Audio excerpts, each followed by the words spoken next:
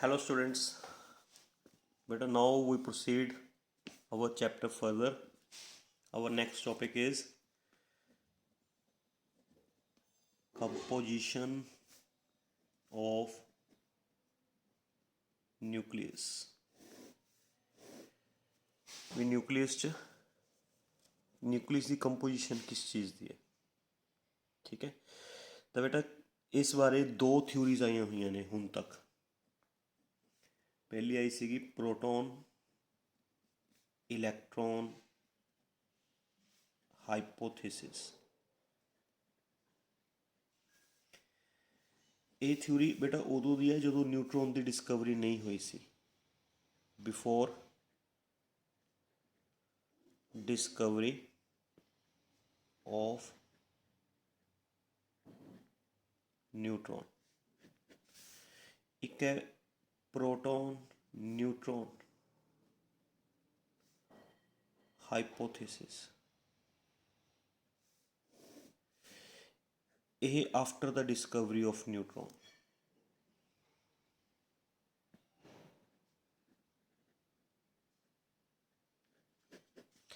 तो न्यूक्लियस बारे हले तक ये दो ही थ्योरीज आईयां ने। जिहड़ी हुण प्रेजेंट चल रही है वो आ चल रही है, ये फेल हो चुकी है, ठीक है। जब न्यूट्रॉन हले डिस्कवर नहीं होया सी उदों न्यूक्लियस किस चीज़ का बनया हुंदा है वो इस थ्योरी के अकॉर्डिंग दस्सिया जांदा बेटा। न्यूट्रॉन की डिस्कवरी हो गई, उस तो बाद थ्योरी चेंज हो गई। तो पहला आपां यही डिस्कस कर रहे हैं, what is proton electron hypothesis. मतलब पहला की थ्योरी पढ़ाई जाती सी। पहला थ्योरी पढ़ाई जाती सी भी अगर सपोज करो कोई एटम है, mass number A, atomic number Z, A is mass number, Z is atomic number. तो बेटा इस दे एटम दे विच, इस दे न्यूक्लियस दे अंदर, दिस इज़ न्यूक्लियस, ठीक है। नंबर ऑफ प्रोटॉन्स किन्ने होंगे, जिन्ना मास नंबर है, जिन्ना मास नंबर है उन्ने प्रोटॉन्स होंगे। Number of electrons inside nucleus कितना होएगा, A minus Z। Mass number minus atomic number जिन्ना आएगा उन्ने नंबर ऑफ इलैक्ट्रॉन्स अंदर होंगे। And number of electrons outside nucleus, nucleus तो बाहर Z इलैक्ट्रॉन्स डिफरेंट ऑर्बिट्स च रिवॉल्व कर रहे होंगे, Z इलैक्ट्रॉन्स। तो बेटा टोटल नंबर ऑफ इलैक्ट्रॉन्स किन्ने हुए, total number of electrons A minus Z अंदर, Z बाहर, ए इलैक्ट्रॉन्स हुए। जिन्ना अमाउंट ऑफ प्रोटॉन्स उन्ने number of electrons, that's why atom is electrically neutral. ये पढ़ाया जाता सीगा, समझ गए बेटा। पहला ये पढ़ाया जाता सीगा। जिवें फॉर एग्जांपल अगर सपोज करो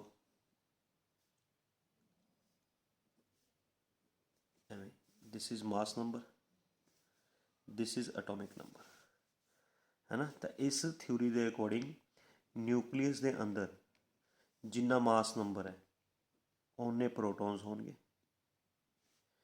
जिन्ने ए माइनस Z है, ए माइनस Z मतलब 4 माइनस 2 इज इक्वल टू 2 इलैक्ट्रॉन्स अंदर होंगे एंड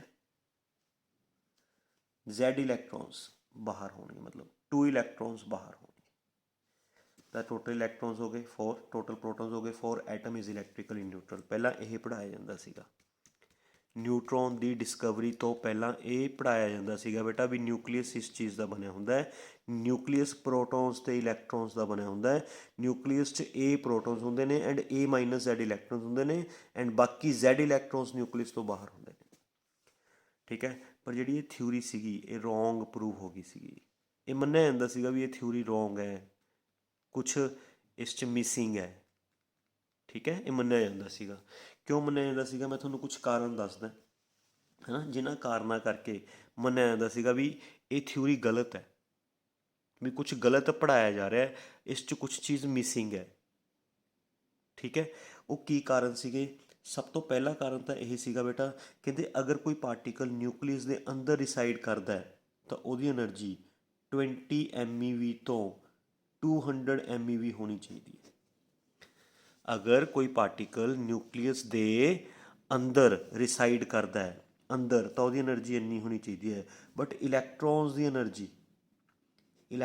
એનર્ਜੀ ਸਿਰਫ 2 ਤੋਂ 3 MeV ਦੀ ਹੁੰਦੀ ਹੈ। ਤਾਂ ਉੱਥੋਂ ਉਹਨਾਂ ਨੂੰ ਸ਼ੱਕ ਪੈਂਦਾ ਸੀ ਕਿ ਵੀ ਇਲੈਕਟ੍ਰੋਨਸ ਨਿਊਕਲੀਅਸ 'ਚ ਰਿਸਾਈਡ ਨਹੀਂ ਕਰਦੇ, ਕਿਉਂਕਿ ਅਗਰ ਉਹ ਇਲੈਕਟ੍ਰੋਨਸ ਨਿਊਕਲੀਅਸ 'ਚ ਰਿਸਾਈਡ ਕਰਦੇ ਹੁੰਦੇ ਤਾਂ ਉਹਨਾਂ ਦੀ એનર્ਜੀ 20 MeV ਤੋਂ 200 MeV ਹੁੰਦੀ, 20 ਤੋਂ 200 MeV।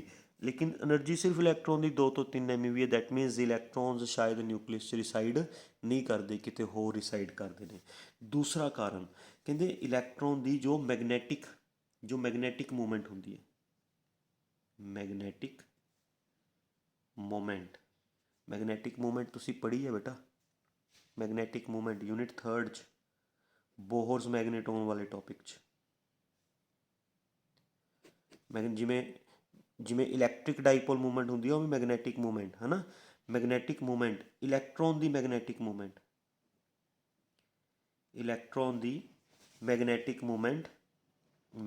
ਮੂਵਮੈਂਟ ਲਾਰਜ ਹੁੰਦੀ ਹੈ ਐਜ਼ ਕੰਪੈਰੇਟਿਵ ਟੂ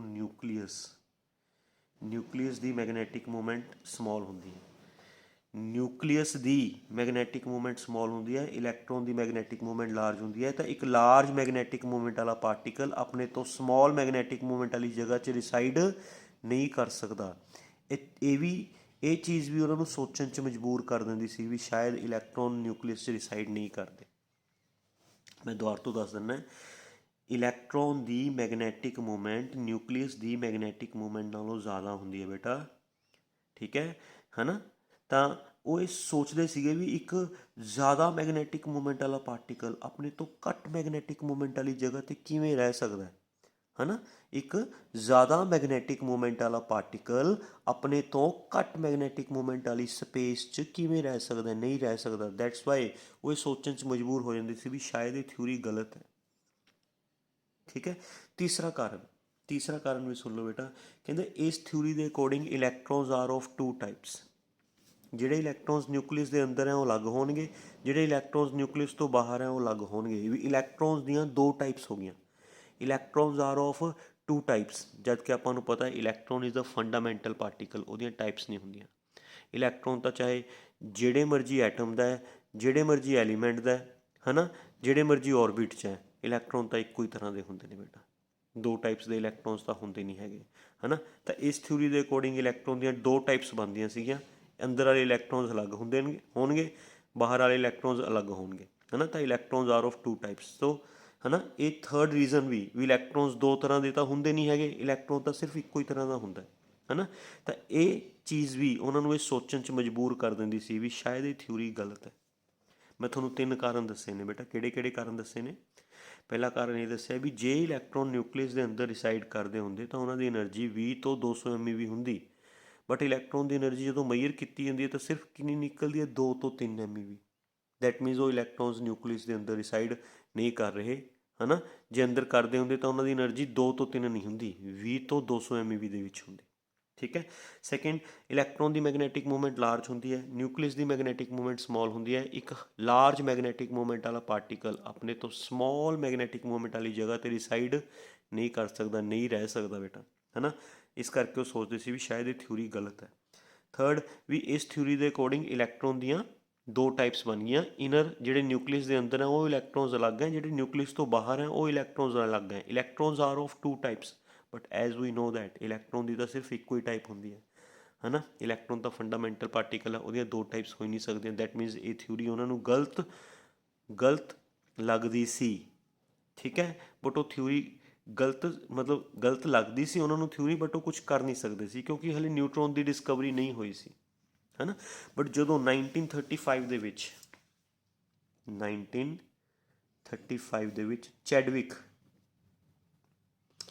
ਚੈਡਵਿਕ ਨੇਮ ਦੇ ਸਾਇੰਟਿਸਟ ਨੇ ਨਿਊਟਰੋਨ ਦੀ ਡਿਸਕਵਰੀ ਕੀਤੀ। ਕਿਵੇਂ ਡਿਸਕਵਰੀ ਕੀਤੀ? ਜਿਵੇਂ ਰਦਰਫੋਰਡ ਨੇ ਨਿਊਕਲੀਅਸ ਦੀ ਡਿਸਕਵਰੀ ਕੀਤੀ ਸੀ। ਰਦਰਫੋਰਡ ਨੇ ਕੀ ਕੀਤਾ ਸੀ? ਅਲਫਾ ਪਾਰਟੀਕਲਸ ਸਟ੍ਰਾਈਕ ਕਰਵਾਏ ਸੀ ਗੋਲਡ ਫੋਇਲ ਤੇ, ਹੈ ਨਾ। ਤਾਂ ਉਵੇਂ ਚੈਡਵਿਕ ਨੇ ਅਲਫਾ ਪਾਰਟੀਕਲਸ ਸਟ੍ਰਾਈਕ ਕਰਾਏ ਬੈਰੀਲੀਅਮ ਤੇ। ਬੈਰੀਲੀਅਮ, ਜਦੋਂ ਅਲਫਾ ਪਾਰਟੀਕਲਸ ਬੈਰੀਲੀਅਮ ਤੇ ਸਟ੍ਰਾਈਕ ਕਰਵਾਏ ਤਾਂ ਇਸ ਚੋਂ ਨਾ ਕੁਛ ਰੇਡੀਏਸ਼ਨਸ ਬਾਹਰ ਆ ਰਹੀਆਂ ਸੀ, ਨਿਊਟਰਲ ਰੇਡੀਏਸ਼ਨਸ, ਕੁਛ ਨਿਊਟਰਲ ਰੇਡੀਏਸ਼ਨਸ ਜਾਂ ਨਿਊਟਰਲ ਪਾਰਟੀਕਲਸ ਬਾਹਰ ਆ ਰਹੇ ਸੀ। ਨਿਊਟਰਲ ਮਤਲਬ ਜਿਨ੍ਹਾਂ 'ਤੇ ਚਾਰਜ ਜ਼ੀਰੋ ਹੈ।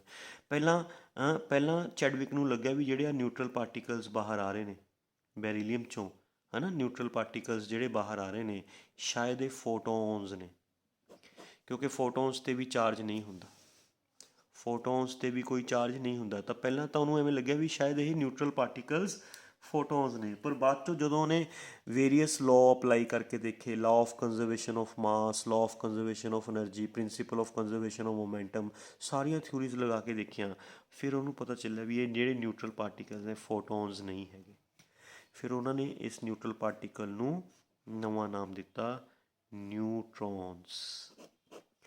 ਐਵੇਂ ਚੈਡਵਿਕ ਨੇ 1935 'ਚ ਅਲਫਾ ਪਾਰਟੀਕਲਸ ਨੂੰ ਬੈਰੀਲੀਅਮ ਦੇ ਉੱਪਰ ਸਟ੍ਰਾਈਕ ਕਰਵਾ ਕੇ ਨਿਊਟਰੋਨਸ ਦੀ ਡਿਸਕਵਰੀ ਕੀਤੀ ਸੀਗੀ।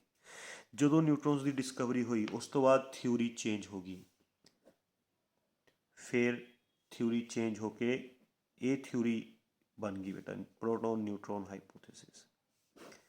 ਇਸ ਥਿਊਰੀ ਦੇ ਅਕੋਰਡਿੰਗ ਅਗਰ ਇਹ ਜਿਹੜੀ ਨਿਊ ਥਿਊਰੀ ਬਣੀ ਹੈ, ਜਿਹੜੀ ਆਪਾਂ ਅੱਜ ਵੀ ਪੜ੍ਹ ਰਹੇ ਹਾਂ, ਇਸ ਥਿਊਰੀ ਦੇ ਅਕੋਰਡਿੰਗ ਅਗਰ ਸਪੋਜ਼ ਕਰੋ ਕਿਸੇ ਐਟਮ ਦਾ mass number A, atomic number Z, ਹੈ ਨਾ, ਤਾਂ ਉਸ ਦੇ ਨਿਊਕਲੀਅਸ 'ਚ, ਉਸ ਦੇ ਨਿਊਕਲੀਅਸ ਦੇ ਅੰਦਰ ਨੰਬਰ ਆਫ ਪ੍ਰੋਟੋਨਸ ਕਿੰਨੇ ਹੋਣਗੇ? Z, ਜਿੰਨਾ ਐਟੋਮਿਕ ਨੰਬਰ ਹੈ। ਨੰਬਰ ਆਫ ਨਿਊਟਰੋਨਸ ਹੋਣਗੇ A minus Z, number of neutrons. Electrons ਹੋਣਗੇ ਹੀ ਨਹੀਂ। Number of electrons inside nucleus 0, number of electrons outside nucleus Z electrons outside the nucleus. ਇਹੀ theory ਆਪਾਂ ਪੜ੍ਹ ਰਹੇ ਹਾਂ, ਜਿੰਨੇ ਪੋਜ਼ੀਟਿਵ ਚਾਰਜ ਓਨਾ ਹੀ negative charge, total charge on the atom is 0, atom is neutral. ਇਹੀ ਥਿਊਰੀ ਆਪਾਂ ਅੱਜ ਪੜ੍ਹ ਰਹੇ ਬੇਟਾ, ਠੀਕ ਹੈ। ਤਾਂ ਜਿਹੜੇ ਹਾਂ ਪ੍ਰੋਟੋਨਸ ਹੈ, ਪ੍ਰੋਟੋਨਸ ਐਂਡ ਨਿਊਟਰੋਨਸ, ਇਹਨਾਂ ਨੂੰ ਇੱਕ ਕੰਬਾਈਨਡ ਨੇਮ ਦਿੱਤਾ ਗਿਆ ਨਿਊਕਲੀਓਨਸ, ਕਿਉਂਕਿ ਇਹ ਨਿਊਕਲੀਅਸ 'ਚ ਰਿਸਾਈਡ ਕਰਦੇ ਨੇ ਨਾ, ਪ੍ਰੋਟੋਨਸ ਵੀ ਅਤੇ ਨਿਊਟਰੋਨਸ ਵੀ ਕਿਸ 'ਚ ਰਿਸਾਈਡ ਕਰਦੇ ਨੇ? ਨਿਊਕਲੀਅਸ। ਸੋ ਇਹਨਾਂ ਦਾ ਕੰਬਾਈਨਡ ਨੇਮ ਕੀ ਹੈ ਬੇਟਾ? Nucleons. Clear? Now tell me what is atomic. ਅਗਰ ਤੁਹਾਨੂੰ ਮੈਂ ਡੈਫੀਨੇਸ਼ਨ ਪੁੱਛਾਂ, ਹੁਣ ਛੋਟੇ ਛੋਟੇ ਜਿਹੇ ਮੈਂ ਡੈਫੀਨੇਸ਼ਨਸ ਪੁੱਛਾਂਗਾ ਬੇਟਾ, ਬਹੁਤ ਛੋਟੇ ਛੋਟੇ ਟੌਪਿਕਸ ਹੈ, ਬਹੁਤ ਛੋਟੀ ਛੋਟੀ ਜਿਹੀ ਡੈਫੀਨੇਸ਼ਨਸ ਹੈ, ਮੈਨੂੰ ਉਹ ਦੱਸੀ ਜਾਈਓ, ਠੀਕ ਹੈ। What is atomic mass? Tell me about atomic mass. Atomic mass ਕੀ ਹੁੰਦਾ ਬੇਟਾ, ਦੱਸੋ। ਅਗਰ ਪਤਾ ਹੈ ਤਾਂ ਦੱਸੋ ਬੇਟਾ। Atomic mass number of nucleons, nucleons ਮਤਲਬ protons and neutrons, number of nucleons present inside nucleus is known as mass number। ਤੁਸੀਂ ਕਹਿ ਸਕਦੇ ਹੋ number of protons and neutrons present inside nucleus is known as mass number। protons ਤੇ neutrons ਦਾ ਸਮ ਕਰਕੇ mass number ਦੇ equal ਹੁੰਦਾ ਹੈ। what is atomic number? atomic number of protons present inside nucleus is known as atomic number। nucleus ਦੇ ਅੰਦਰ ਜਿੰਨੇ protons ਹੋਣਗੇ, protons, ਉਹਨਾਂ ਹੁੰਦਾ atomic number, ਠੀਕ ਹੈ। now tell me what is AMU? ਛੋਟੀਆਂ ਛੋਟੀਆਂ ਡੈਫੀਨੇਸ਼ਨਸ ਪੁੱਛੇ ਨੇ, ਦੱਸਿਓ ਮੈਨੂੰ। AMU stands for atomic mass unit, ਠੀਕ ਹੈ। these are the units of mass। ਇਹ ਮਾਸ ਦੇ ਯੂਨਿਟਸ ਹੈ ਬੇਟਾ। AMU ਕਹਿ ਲਓ, AMU ਵੀ ਕਹਿ ਸਕਦੇ ਹੋ ਜਾਂ ਇਕੱਲਾ U ਵੀ ਲਿਖ ਸਕਦੇ ਹੋ। ਇਹ ਮਾਸ ਦੇ ਯੂਨਿਟਸ ਹੈ। ਹੁਣ ਜਿਹੜੇ ਮਾਸ ਦੇ SI ਯੂਨਿਟਸ ਹੁੰਦੇ ਨੇ, SI ਯੂਨਿਟਸ ਮਾਸ ਦੇ, ਉਹ ਕਿਲੋਗ੍ਰਾਮ ਹੁੰਦੇ ਨੇ। CGS ਯੂਨਿਟਸ ਮਾਸ ਦੇ ਗ੍ਰਾਮ ਹੁੰਦੇ ਨੇ। ਬਟ ਕਿਲੋਗ੍ਰਾਮ ਤੇ ਗ੍ਰਾਮ ਜਿਹੜੇ ਯੂਨਿਟਸ ਹੈ ਇਹ ਬਹੁਤ ਲਾਰਜ ਯੂਨਿਟਸ ਹੈ। Large units for measuring at atomic level. Atomic level ਤੇ ਅਗਰ ਕੋਈ ਚੀਜ਼ ਮੇਜਰ ਕਰਨੀ ਹੈ ਬੇਟਾ, ਐਟੋਮਿਕ ਲੈਵਲ ਤੇ ਅਗਰ ਕੋਈ ਚੀਜ਼ ਮੇਜਰ ਕਰਨੀ ਹੈ ਤਾਂ ਕਿਲੋਗ੍ਰਾਮ ਤੇ ਗ੍ਰਾਮ ਬਹੁਤ ਵੱਡੇ ਯੂਨਿਟਸ ਨੇ, ਹੈ ਨਾ। ਤਾਂ ਇਹ ਬਹੁਤ ਵੱਡੇ ਯੂਨਿਟਸ ਹੈ, ਇਸ ਕਰਕੇ ਸਾਨੂੰ ਮਾਸ ਦੇ ਛੋਟੇ ਯੂਨਿਟਸ ਬਣਾਉਣੇ ਪਏ। ਉਹ ਛੋਟੇ ਯੂਨਿਟਸ ਕਿਹੜੇ ਨੇ? AMU। ਠੀਕ ਹੈ। 1 AMU ਦੀ ਡੈਫੀਨੇਸ਼ਨ ਹੁੰਦੀ ਹੈ ਬੇਟਾ, 1 AMU is equal to 1/12 of mass of one atom of C12। Definition ਹੈ ਵੀ 1 AMU ਦੀ ਵੈਲਿਊ ਕਿੰਨੀ ਹੋਏਗੀ? 1/12 of mass of one atom of C12। Carbon 12 ਦੇ ਇੱਕ ਐਟਮ ਦਾ ਜਿੰਨਾ ਮਾਸ ਹੁੰਦਾ ਉਸ ਦਾ 1/12 AMU ਹੁੰਦਾ। 1 AMU ਦਾ ਰਿਲੇਸ਼ਨ ਹੈ ਨਾ kg ਨਾਲ। 1 AMU is equal to 1.66 into 10⁻⁻27 kg ਇੰਨਾ ਹੁੰਦਾ ਹੈ। ਤੁਸੀਂ ਇਹ ਰਿਲੇਸ਼ਨ ਤੋਂ ਜਦ ਮਰਜੀ AMU ਨੂੰ kg 'ਚ ਕਨਵਰਟ ਕਰ ਸਕਦੇ ਹੋ, kg ਨੂੰ AMU 'ਚ ਕਨਵਰਟ ਕਰ ਸਕਦੇ ਹੋ। AMU ਨੂੰ kg 'ਚ ਕਨਵਰਟ ਕਰਨਾ, ਇਹ ਟਰਮ ਨਾਲ ਮਲਟੀਪਲਾਈ ਕਰ ਦਿਓ। kg ਨੂੰ ਵਾਪਿਸ AMU 'ਚ ਕਨਵਰਟ ਕਰਨਾ ਤਾਂ ਬੇਟਾ ਆਹ ਸਾਰੀ ਟਰਮ ਡਿਵਾਈਡ 'ਚ ਚਲੀ ਜਾਏ। ਈਜ਼ੀਲੀ ਤੁਸੀਂ kg ਨੂੰ AMU 'ਚ ਕਨਵਰਟ ਕਰ ਸਕਦੇ ਹੋ। ਜਿਵੇਂ ਇਲੈਕਟ੍ਰੋਨਸ ਦਾ ਮਾਸ ਹੁੰਦਾ 9.1 into 10⁻31 kg। ਜੇ ਤੁਸੀਂ ਇਹਨੂੰ AMU 'ਚ ਲਿਖਣਾ ਹੈ ਨਾ 9.1 10⁻31 ਇਹਨੂੰ 1.66 into 10⁻27 ਨਾਲ ਡਿਵਾਈਡ ਕਰ ਦਿਓ, ਤੁਹਾਡਾ ਇਹ ਮਾਸ ਇਲੈਕਟ੍ਰੋਨ ਦਾ ਮਾਸ ਆ ਜਾਏਗਾ ਬੇਟਾ AMU 'ਚ। AMU 'ਚ ਆ ਜਾਏਗਾ ਡਿਵਾਈਡ ਕਰਕੇ। ਠੀਕ ਹੈ। ਆਈ ਥਿੰਕ 0.00 ਸਮਥਿੰਗ 5 ਸਮਥਿੰਗ ਕੁਛ ਆਉਂਦਾ ਹੁੰਦਾ। ਠੀਕ ਹੈ। ਤਾਂ ਐਵੇਂ ਇਲੈਕਟ੍ਰੋਨ ਦਾ ਮਾਸ ਆ ਜਾਏਗਾ ਬੇਟਾ AMU 'ਚ। ਐਵੇਂ ਤੁਸੀਂ ਬਾਕੀ ਚੀਜ਼ਾਂ ਦਾ ਵੀ ਮਾਸ AMU 'ਚ ਮੇਜਰ ਕਰ ਸਕਦੇ ਹੁੰਦੇ ਹੋ। ਠੀਕ ਹੈ। ਨਾਓ ਇਹ ਤਾਂ ਸੀਗਾ atomic mass, atomic number, AMU, ਹੈ ਨਾ। ਨਾਓ ਕਮ ਟੂ ਵਾਟ ਆਰ ਆਈਸੋਟੋਪਸ। ਆਈਸੋਟੋਪਸ ਕਿਹਨੂੰ ਕਹਿੰਦੇ ਨੇ? ਆਈਸੋਟੋਪਸ ਦੱਸੋ ਦੱਸੋ। ਛੋਟੀ ਛੋਟੀਆਂ ਚੀਜ਼ਾਂ ਨੇ, ਤੁਸੀਂ ਆਲਰੇਡੀ ਪੜ੍ਹ ਚੁੱਕੇ ਹੋ। ਆਈਸੋਟੋਪਸ ਬੋਲੋ ਬੋਲੋ ਕੀ ਹੁੰਦੇ ਨੇ ਬੇਟਾ? ਆਈਸੋਟੋਪਸ ਪੜ੍ਹੇ ਹੋਏ ਨੇ, ਜਿਨ੍ਹਾਂ ਦਾ ਐਟਮ, ਜਿਨ੍ਹਾਂ ਐਟਮਸ ਦਾ ਅਟੋਮਿਕ ਨੰਬਰ ਕੀ ਹੋਵੇ ਸੇਮ, ਮਾਸ ਨੰਬਰ ਕੀ ਹੋਵੇ ਡਿਫਰੈਂਟ, ਹੈ ਨਾ। ਦੋਜ਼ ਹੈ ਨਾ, these are the atoms of same elements which have same atomic number। atomic number same ਹੋਵੇ, ਹੈ ਨਾ, ਮਾਸ ਨੰਬਰ ਡਿਫਰੈਂਟ ਹੋਵੇ। ਫੋਰ ਐਗਜ਼ਾਮਪਲ ਹਾਈਡਰੋਜਨ ਐਟਮ ਦੇ 3 ਆਈਸੋਟੋਪਸ ਹੁੰਦੇ ਨੇ ਜਿਨ੍ਹਾਂ ਦਾ ਅਟੋਮਿਕ ਨੰਬਰ ਸੇਮ ਹੁੰਦਾ, ਮਾਸ ਨੰਬਰ ਡਿਫਰੈਂਟ ਹੁੰਦਾ। One is known as protium, deuterium, tritium. Protium, deuterium, tritium ਪੜ੍ਹਿਆ ਹੋਇਆ ਨਾ। ਅਟੋਮਿਕ ਨੰਬਰ ਸੇਮ ਹੁੰਦਾ, ਮਾਸ। ਆਪਾਂ ਜਦੋਂ ਵੀ ਨਾ ਕੋਈ ਆਈਟਮ ਲਿਖਦੇ ਹਾਂ ਬੇਟਾ, ਉੱਪਰ ਉਹਦਾ ਮਾਸ ਨੰਬਰ ਲਿਖਿਆ ਜਾਂਦਾ ਹੁੰਦਾ, ਨੀਚੇ ਉਹਦਾ ਅਟੋਮਿਕ ਨੰਬਰ ਲਿਖਿਆ ਜਾਂਦਾ ਹੁੰਦਾ। ਨੀਚੇ ਵਾਲੀ ਸਾਈਡ ਅਟੋਮਿਕ ਨੰਬਰ ਲਿਖਿਆ ਜਾਂਦਾ ਹੁੰਦਾ, ਉੱਪਰ ਵਾਲੀ ਸਾਈਡ ਮਾਸ ਨੰਬਰ ਲਿਖਿਆ ਜਾਂਦਾ। ਮਾਸ ਨੰਬਰ ਡਿਫਰੈਂਟ ਹੈ, ਅਟੋਮਿਕ ਨੰਬਰ ਸੇਮ ਹੈ ਨਾ। ਹੋਰ ਐਗਜ਼ਾਮਪਲ ਦੇ ਸਕਦੇ ਹੋ, ਹੀਲੀਅਮ ਦੀ ਐਗਜ਼ਾਮਪਲ ਦੇ ਸਕਦੇ ਹੋ। ਹੀਲੀਅਮ ਦੇ ਵਿੱਚ ਹੀਲੀਅਮ ਦੇ ਜਿਹੜੇ ਆਈਸੋਟੋਪਸ ਹੈ, ਇੱਕ ਤਾਂ 2 ਹੁੰਦਾ, ਇੱਕ 2 ਹੁੰਦਾ, ਇੱਕ 2 ਹੁੰਦਾ, ਹੈ ਨਾ। ਇਹ ਹੀਲੀਅਮ ਦੇ ਆਈਸੋਟੋਪਸ ਹੈ, ਸਮਝ ਗਏ। ਕਾਰਬਨ ਦੇ ਆਈਸੋਟੋਪਸ, ਉਹਦੇ ਕਲੋਰੀਨ ਦੇ ਆਈਸੋਟੋਪਸ ਹੁੰਦੇ ਨੇ, ਹੈ ਨਾ। ਕਲੋਰੀਨ ਦੇ ਕਲੋਰੀਨ ਦੇ ਵੀ 2 ਆਈਸੋਟੋਪਸ ਹੁੰਦੇ ਨੇ, ਮਾਸ ਨੰਬਰ ਸੇਮ ਡਿਫਰੈਂਟ ਹੁੰਦਾ, ਅਟੋਮਿਕ ਨੰਬਰ ਸੇਮ ਹੁੰਦਾ, ਹੈ ਨਾ ਬੇਟਾ। ਐਵੇਂ ਜਿਨ੍ਹਾਂ ਦਾ ਅਟੋਮਿਕ ਨੰਬਰ ਸੇਮ ਹੋਵੇ, ਮਾਸ ਨੰਬਰ ਡਿਫਰੈਂਟ ਹੋਵੇ, ਉਹਨਾਂ ਨੂੰ ਕੀ ਬੋਲਦੇ ਨੇ? ਆਈਸੋਟੋਪਸ। ਨਾਓ ਟੈਲ ਮੀ ਆਈਸੋਬਾਰਜ਼। ਆਈਸੋਬਾਰਜ਼ ਕੀ ਹੁੰਦਾ? ਜਿਨ੍ਹਾਂ ਦਾ ਬੇਟਾ ਅਟੋਮਿਕ ਨੰਬਰ ਡਿਫਰੈਂਟ ਹੋਵੇ, ਮਾਸ ਨੰਬਰ ਸੇਮ ਹੋਵੇ, है ना। Atomic number different, mass number same, like carbon and nitrogen. Carbon and nitrogen, है ना। Carbon 14, nitrogen 14। Atomic number carbon का 6, नाइट्रोजन का 7। सो ये carbon 14 and nitrogen 14, these are known as isobars, है ना। तुसीं इन्हां चों भी लै सकते हो, देखो हीलीयम दे विचों आ देखो H2H है ना, मतलब हीलीयम 2 हाइड्रोजन 1 2, तो इन्हां दा मास नंबर सेम है, एटॉमिक नंबर डिफरेंट। क्लीयर, इन्हों बोलते हैं आइसोबार्स। एक होंगे ने आइसोटोन्स,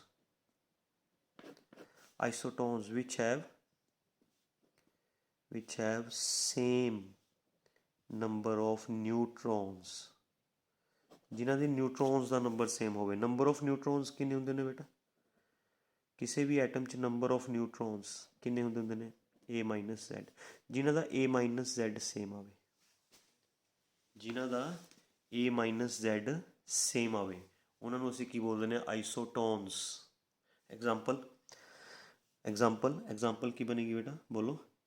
एक तो जिमें H13 हीलीयम की एग्जाम्पल ले लो, यदा बेटा A-Z कितना आएगा 3 - 1 2, हीलीयम का A-Z कितना आएगा, है ना 4 - 2 2, तो दोनों के नंबर ऑफ न्यूट्रॉन्स सेम आ गए, तो इन्हों की बोलेंगे आइसोटोन्स।